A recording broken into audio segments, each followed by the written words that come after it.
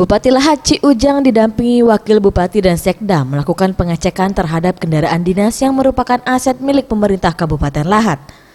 Dalam pengecekan yang dilakukan, Bupati Lahat mendapati banyaknya kendaraan dinas yang mati pajak dengan kondisi kurang terawat.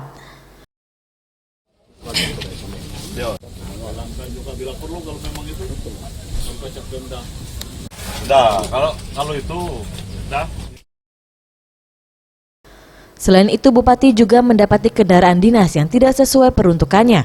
Melihat hal tersebut, Bupati Lahat segera melakukan penindakan dengan menarik kendaraan dinas tersebut melalui Sekda Lahat.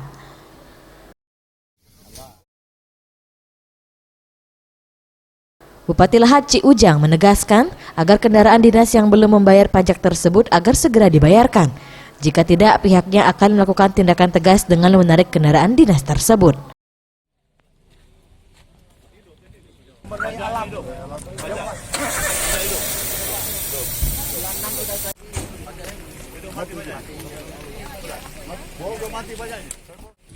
Terkait nasional telah dicek galau mobilnya ini rata-rata masih bagus galau, pajak dipakai galau, tinggal agak banyak lacaknya karena dia Abu Camat banyak dari dusun, banyak dari apa pajaknya tadi mana yang agak terlambat ada sebulan apa tapi sedikit sekali itu dari bayar galau oleh kepala dinas ataupun camatnya dewe.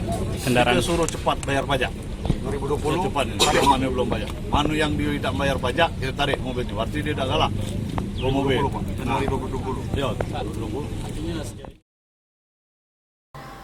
Yudi, Sriwijaya TV.